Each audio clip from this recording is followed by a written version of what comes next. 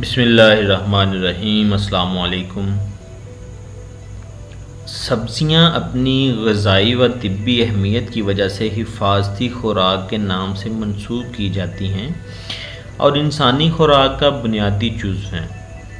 ان میں صحت کو برقرار رکھنے اور جسم کی بہترین نشو و نما کے لیے تمام ضروری غذائی اجزاء مثلاً نشاستہ، لحمیات، حیاتین، نمکیات، لوہا، چونا، فاسفورس، سوڈیم، پوٹاشیم وغیرہ وافر مقدار میں پائے جاتے ہیں، جو دیگر غذائی اجناس میں قلیل مقدار میں میسر ہیں۔ طبی لحاظ سے بھی سبزیوں کی افادیت مسلمہ ہے۔ سبزیاں جسم سے نہ صرف فاضل مادوں کے اخراج میں مدد دیتی ہیں بلکہ آنتوں میں کولیسٹرول کی تہوں کی صفائی اور دماغ کی بڑھوتری کے لیے بھی یکساں مفید ہیں۔ سبزیوں کا متوازن استعمال جسم میں مختلف بیماریوں کے خلاف قوت مدافعت پیدا کرتا ہے اور معدے کی تیزابیت کو بھی ختم کرتا ہے۔ بحیثیت مسلمان ہمارا مذہب بھی ہمیں اپنی خوراک کے متعلق رہنمائی کرتا ہے۔ ہمارے پیارے نبی صلی اللہ علیہ وسلم کی مختلف احادیث میں سبزیوں کی اہمیت کے بارے میں بھی ارشادات موجود ہیں، جیسا کہ اپنے دسترخوان کو سبز چیزوں سے زینت بخشا کرو، کیونکہ جس دسترخوان پر سبز ترکاری ہو وہاں فرشتے آتے ہیں۔ ایک اور جگہ ارشاد نبی صلی اللہ علیہ وسلم ہے کہ اے لوگو، لہسن کھایا کرو اور اس سے علاج کیا کرو۔ اسی طرح ایک بار نبی صلی اللہ علیہ وسلم نے حضرت عائشہ صدیقہ رضی اللہ عنہ سے ارشاد فرمایا کہ اے عائشہ، جب تم ہانڈی پکایا کرو تو اس میں کدو ڈال لیا کرو، کیونکہ یہ غمگین دلوں کے لیے تقویت ہے۔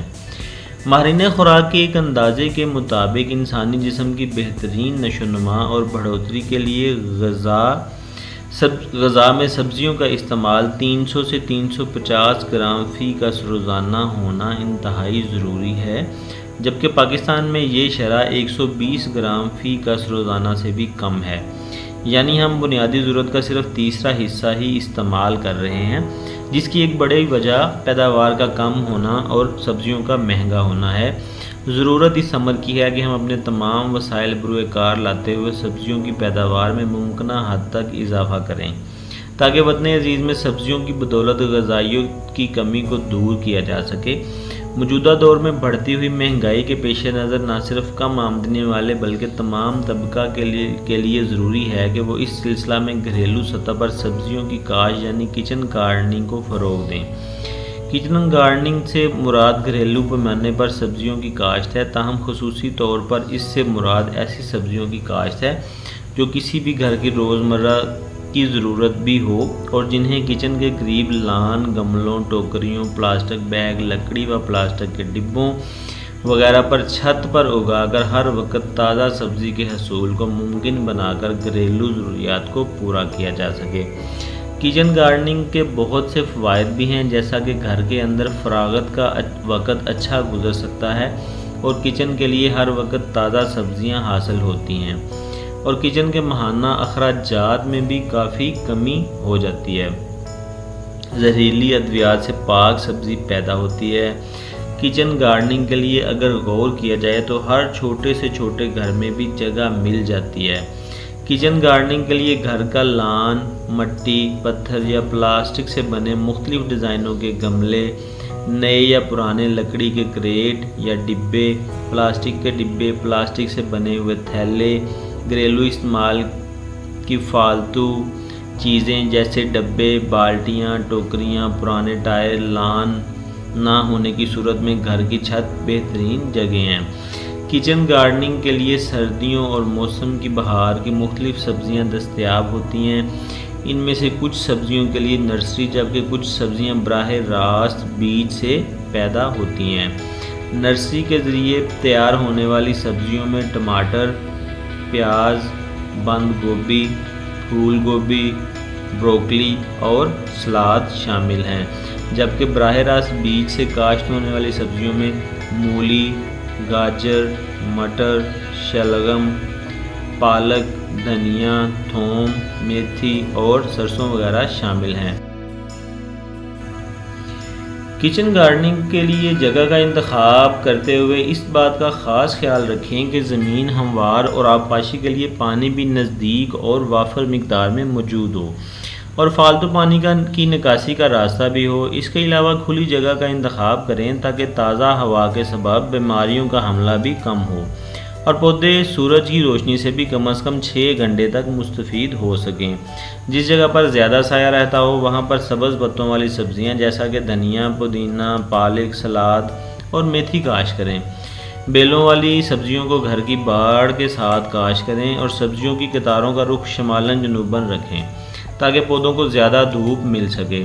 کچن گارڈننگ کے لیے گھر میں موجود اشیاء سے کام لیا جا سکتا ہے، جن میں کسی، کدال، کھرپا، درانتی، کسولا، ڈوری، فوارہ، کٹر، ریک، سپرے مشین، فیتا اور پانی لگانے کے لیے پلاسٹک پائپ بہت ضروری ہے۔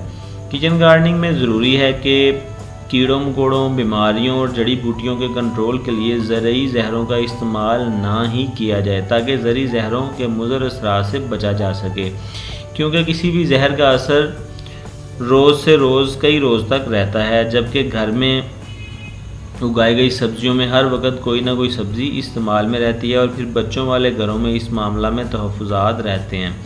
بہرحال کچھ حالات میں کیمیائی زہروں کا استعمال ناگزیر ہو تو پھر لازمی طور پر محکمہ زراعت توسیع کے عملہ سے مشورہ سے محفوظ اور تھوڑا سا